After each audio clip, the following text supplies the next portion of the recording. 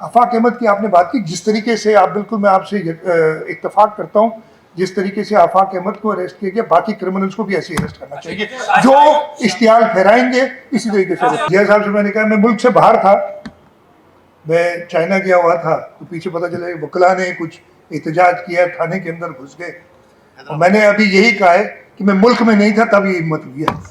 2008 तक तो हमें कॉन्वॉयज़ की सूरत में मूव करना पड़ता था एक जगह से दूसरी जगह।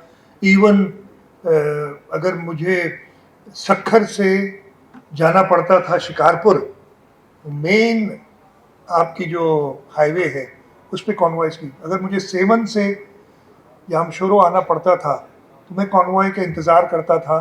तब हालात उससे बेहतर है, तसल्ली बख्श नहीं है, ये मैं नहीं कह रहा कि कोई अच्छे हैं, इन पे उस ज़माने से बेहतर है। एक वक्त में आपको याद होगा टेररिस्ट को ग्लोरीफाई, बल्कि भी कभी कभी होता है, टेररिस्ट को ग्लोरीफाई किया जाता था, उसके लिए कवानीन बने, और मीडिया शायद समझी कि उन पर कदगन लग रही है, लेकिन ये बात ये कि तो अपने एथिक्स में होनी चाहिए कि आप टेररिस्ट को ग्लोरीफाई ना करें, इसी तरीके से कानून तोड़ने वालों को ग्लोरीफाई ना करें।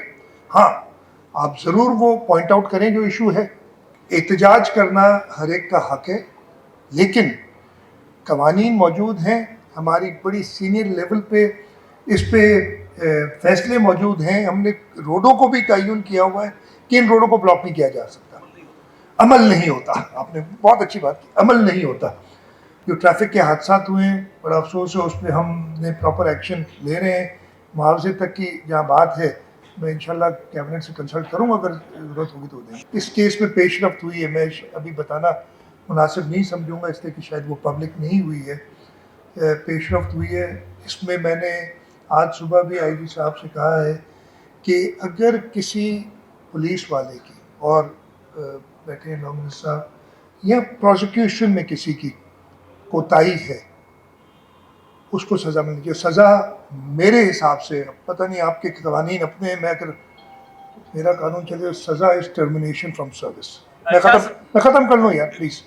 लेकिन इसके साथ साथ मुझे तो बड़ी हैरत हुई थी 4 दिन पहले जब एक सस्पेक्ट को अरेस्ट किया गया जिसने गोलियां चलाई, और उसको इमीडिएटली जुडिशल कस्टडी दे दी गई उसकी, और उसको पुलिस जुडिशल कस्टडी में भेज दिया गया, पुलिस कस्टडी में नहीं गया। और मैंने सुना है, मुझे नहीं पता है, सुन रहे होंगे तो मैं कंटेम्प्ट के लिए हमेशा तैयार रहता हूँ, मैंने सुना है कि वहाँ इस किस्म के रिमार्क्स ऑनरेबल जज साहब ने दिए।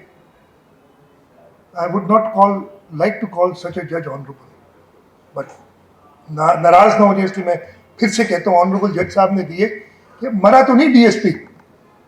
I don't know if this is true और नॉट, मुझे पता है गलत है तो मैं माफी मांगता हूँ जज साहब से। कहा यह गया कि मर तो नहीं गया ना डीएसपी, मरा क्यों नहीं, जब इतनी फायरिंग हो रही थी, सिर्फ एक को क्यों लगी गोलियां, बहुत लोगों को लगना चाहिए थी अगर ये सारा वाकया हुआ है, क्यों मैंने सुना है उसकी जुडिशल कस्टडी नहीं दी गई। उल्टा कहा गया अगली हियरिंग पे जब दोबारा गए कि नहीं, ये तो पुलिस पे एफआईआर होनी चाहिए, और अब उसकी हकायक आई हैं सामने। तो मैंने आईजी साहब को और प्रोसिक्यूटर जनरल को आज सुबह बड़ा क्लियर इंस्ट्रक्शंस दिए हैं कि किसी भी पुलिस अफसर की इसमें कोताही है, इन्वेस्टिगेशन वाले की या प्रोसिक्यूशन में किसी की, मेरे हिसाब से उसकी सज़ा टर्मिनेशन है।